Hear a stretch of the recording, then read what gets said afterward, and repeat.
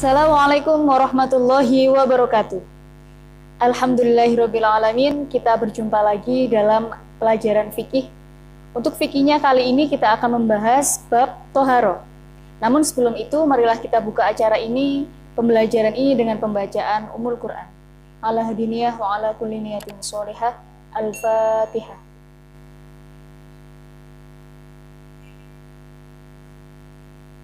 Amin amin ya rabbal alamin.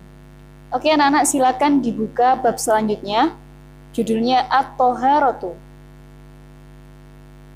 Oke, semuanya sudah dibuka? Sudah siap-siap untuk memaknai? Seperti biasa kita maknai kata per kata. Jangan lupa untuk diberi garis atau tanda berhenti.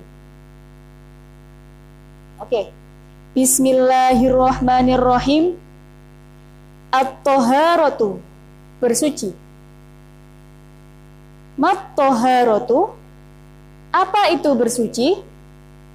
Hiya, yaitu fi'lu ma la tasihhus sholatu, melakukan suatu perkara yang membuat sholat tidak sah, illa bihi, kecuali dengan bersuci. Kaizalatin najasati, seperti menghilangkan najis. Wal istinja'i, dan istinja. Kalian tahu istinja itu apa? Kata lain dari istinja adalah cawi atau membersihkan kotoran dari jalan dua. Wal wudu'i, dan wudu.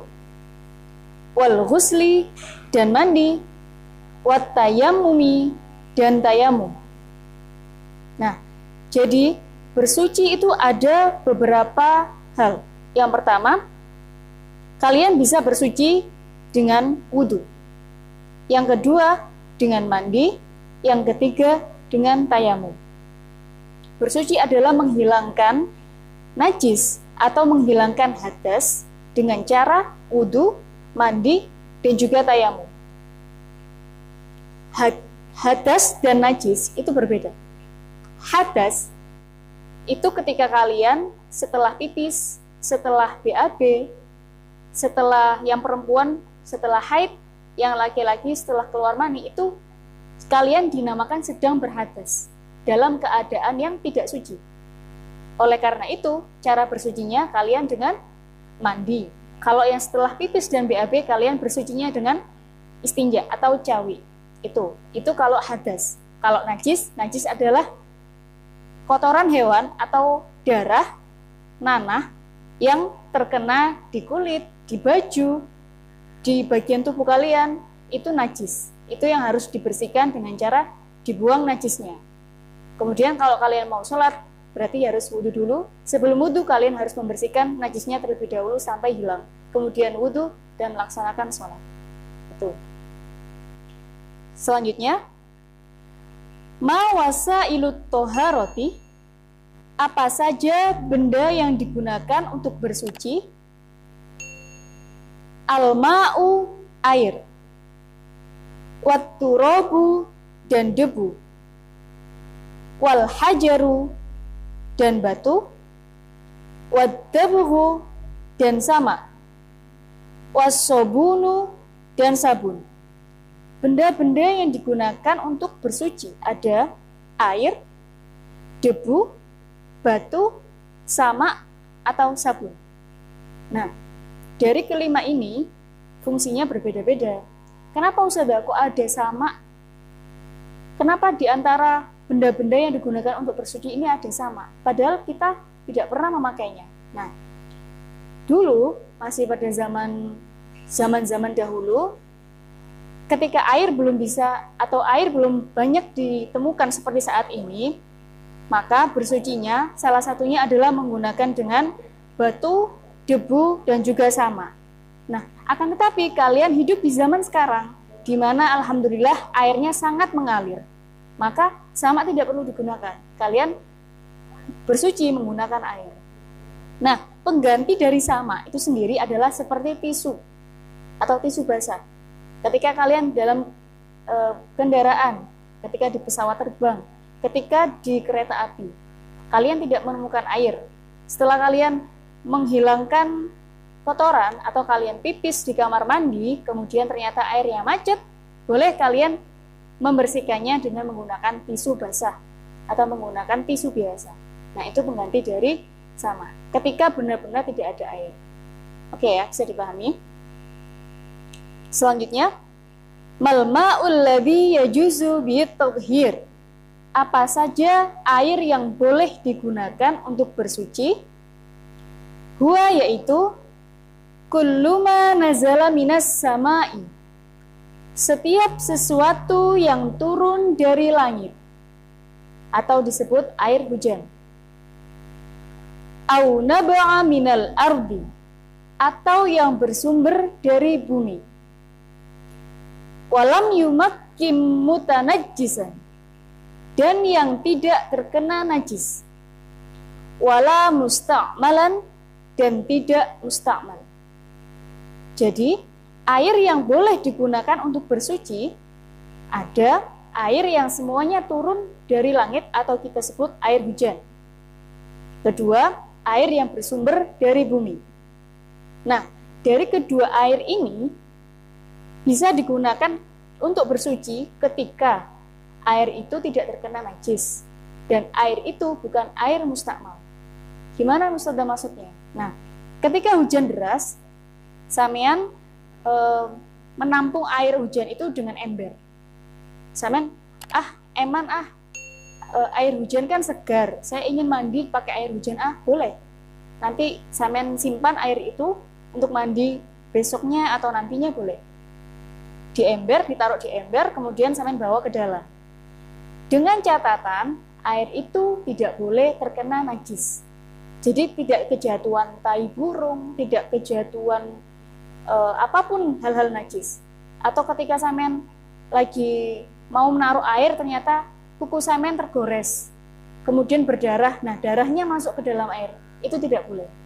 Harus bebas dari najis-najis, maka itu boleh digunakan untuk bersuci. Kemudian air yang bersumber dari bumi, contohnya air sumur, air terjun, air laut. Selanjutnya, mal mutanajjisu, apa itu air mutanajjis? Huwa yaitu al-ma'ul qalilu, air yang sedikit, alladzi waqa'at fihi najasatun, yang kejatuhan najis di dalamnya. Nah, ini tadi yang seperti dicontohkan Ustazah. Kalian membawa air hujan. Air hujan adalah air yang suci. Tapi ketika kalian bawa ke dalam rumah, ternyata pas perjalanan ke dalam rumah, air itu kejatuhan tai cicak.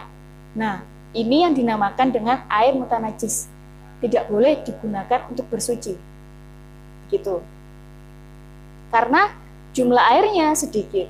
Tapi kalau misalnya airnya banyak, lebih dari 2 kulah kejatuhan najis, maka tidak menjadi air mutanajis. Selanjutnya, mal ma'ul musta'malu, apa itu air mustakmal?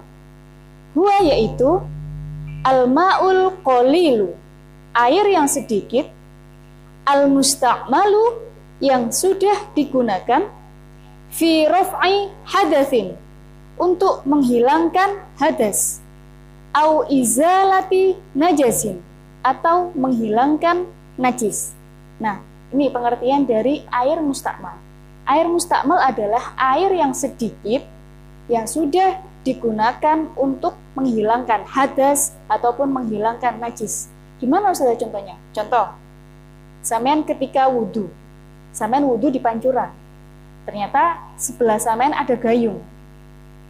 Kemudian ketika sampean wudhu, ketika membasuh muka, membasuh tangan, membasuh seluruh bagian-bagian wudhu, ternyata ada air yang muncrat atau air yang tertampung di dalam gayung tersebut. Nah, ternyata saking banyaknya sampean ketika wudhu, air yang jatuh di gayung itu juga banyak. Lalu kemudian ketika basuhan terakhir sampean mau membasuh kaki, sampean gunakan air itu untuk membasuh kaki. Tidak boleh. Itu namanya air mustakmal. Karena airnya sedikit tadi di dalam gayung. Gayung kan ukurannya sangat kecil. Tidak boleh digunakan untuk bersuci ketika itu airnya bekas dari cipratan wudhu sampean ketika membasuh muka, ketika membasuh tangan, air itu nyiprat ke gayung, kemudian sampai gayungnya penuh, dan kemudian sampean gunakan untuk membasuh kaki, ketika kakinya belum terbasuh sampean pakai air yang ada di gayung itu, maka tidak boleh, karena itu menjadi air mustakmal. Oke? Sama halnya dengan ketika sampean ingin wudhu juga misalnya, sampean ada air bekas cucian baju. Nah, sampean aduh eman-eman air ini wangi, masih bau multo, masih bau rinso. Eman aku mau buat wudhu. Nggak boleh, karena ini sudah digunakan untuk menghilangkan najis atau untuk bersuci, menyucikan baju, begitu ya. Jadi air yang boleh digunakan untuk bersuci adalah air yang benar-benar suci, tidak terkena najis, dan juga bukan air bekas. Oke, cukup sekian pelajaran kita pada kali ini. Kalau ada yang belum paham atau ada yang ingin ditanyakan lebih lanjut, silakan kita berdiskusi di Google Classroom-nya Fikih. Oke anak-anak, tetap semangat dalam pembelajaran daring ini. Wassalamualaikum warahmatullahi wabarakatuh.